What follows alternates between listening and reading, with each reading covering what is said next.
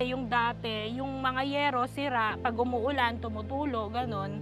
Tapos, meron po kasing malaking punso dun sa may CR nila, ngayon natanggal na rin.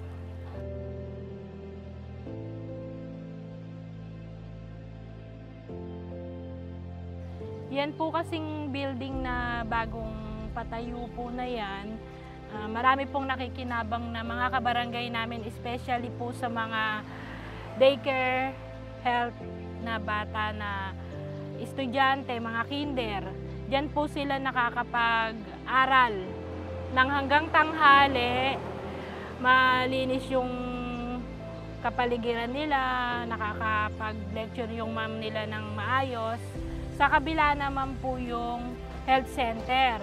Doon naman po yung aming BHW at saka midwife ng every second of the month. Doon sila nag-aano ng kanilang immunization at saka yung kanilang examine sa buntis sa mga kabarangay po namin. Kaya napakalaking tulong po sa amin ng bagong building po.